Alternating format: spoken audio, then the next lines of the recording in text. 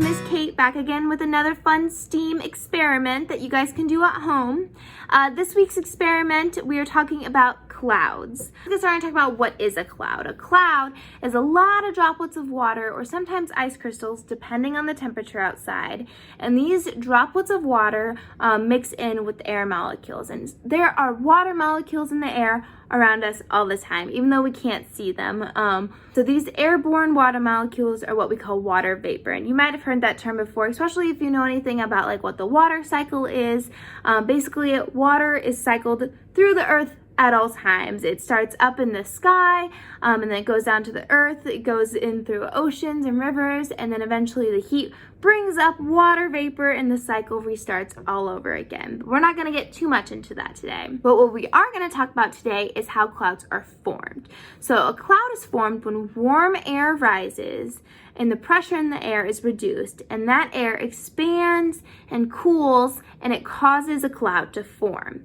So when that warm air rises and it brings up the water particles into the sky, those water particles attach itself to other different particles in the air that come from things such as pollution, smoke, dust, or even just tiny little dirt particles that are in the air at all times. And those water molecules attach itself to those particles in the air, and they form together little tiny droplets that form a cloud.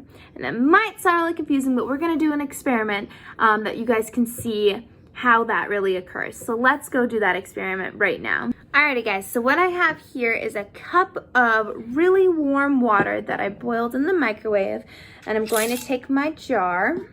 We're going to fill our jar within. I'm also just going to go ahead and put a couple drops of blue food dye in my warm water so that we can just see it a little better in the jar. I'm going to stir it up. Be careful because this water is really hot if you're doing this at home. So go ahead and put that into your jar. So go ahead and just fill your jar up. And I went ahead and I just did about 3/4 of the cup to start off. And adding that hot water to your jar is going to make our warm air that we need to form our cloud. So by adding that hot water to your jar, that is creating the warm air that we need to form our cloud. Next, you're going to need some hairspray. We're going to take our hairspray, and we're going to have our jar ready because we have to close it right after we add it. But when we add this in, this is going to represent those dirt, pollution, and smoke particles that are already up in the sky. And that is what the water particles are going to attach itself to, and that is going to create our cloud. So I'm going to go ahead and I'm going to spray just for about 3 seconds into the jar, and then as soon as I'm done, I'm going to cover it with the lid. Alrighty, so I trapped my dirt and pollution particles into my jar. The next step is you're going to take some ice cubes and just set it on the very top of the lid of your jar. And what that does is it's going to represent the cool air that kind of pushes down between the warm air and those other particles, and it's going to form a cloud. And you can already sort of see it here, but see how fogged up the jar is? That is my cloud in there. So it will keep filling up if you just let it set for a little while, especially let those ice cubes on top melt. But that is how clouds are formed. So again, it is that warm water vapor coming up from the bottom, mixing with our pollution and dirt particles that it attaches itself to. And then we have our cool air coming down on top. That in the middle here, it creates our cloud. We have our cloud in a jar here for you. The next experiment that we are going to do is we're going to talk about a rain cloud, and we're going to make a very own rain cloud representation in a jar as well. Alrighty, so let's talk about what clouds like to do sometimes, and that is clouds like to cause rain or snow. And let's talk about why clouds do that. So again, we have to think about how our cloud is formed, right? So again, it's that warm water vapor rising from the bottom, meeting a cold front on top, and collecting with the water particles, mixing with the dirt and pollution particles that are in the air that causes our cloud to form, right? So those water vapor particles are coming up from the bottom and also sometimes coming down from the top because of our cold front on the top of our cloud. That water just kind of forms in the middle of our cloud. And when our water is absorbed and absorbed and absorbed in our cloud, sometimes our cloud just can't take it anymore and it needs to release some of that water. And what happens when it does that is it releases it into water droplets, and that is our raindrops. And then depending on the temperature, sometimes it causes the water crystals to turn into ice crystals, in which cause snowflakes, and that is why it snows as well.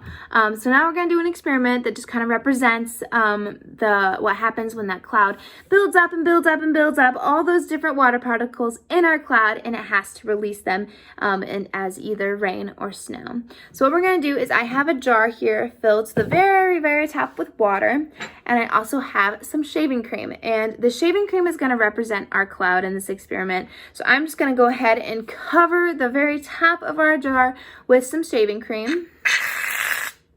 Whoops. Shake it up a little. And we don't want too much, but we're just going to kind of spread it around here. And there is our cloud on top of our jar.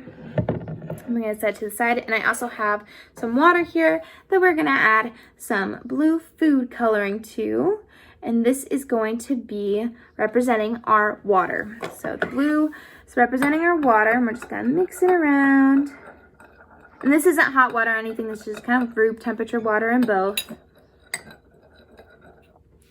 And what we're going to do is we're going to start adding it to our cloud. So again, this represents the water particles that are coming up from the bottom and from the top and just filling our cloud. So we're just going to start pouring it onto our cloud here, and it might go over the edge, but that's okay.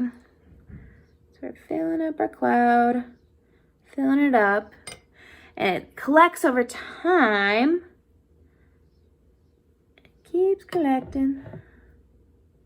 When I added that last spoonful of our water into our cloud, it couldn't take that much anymore, and as it kept absorbing, it had to release some of it into the bottom. So again, I'm going to add another spoonful of it in there, and you can see it come out at the bottom, and that would represent rain. So it would be raining if I keep adding to it, and would just release it more as rain because it can't absorb any more of it. And that is exactly what happens up in our clouds, is when it has too much water up there and it needs to release it, it releases it as rain. So that is our experiment right there of showing what a rain cloud and having that buildup of water does up there. Alrighty guys, thank you so much for watching today's STEAM experiment, and I hope you now have a better understanding for how those clouds in the sky are formed. If you can, try to perform these experiments on your own at home. If not, that is a-okay. I will be back again with some more STEAM activities that you can do in the future, and I will see you again soon. Thanks. Bye.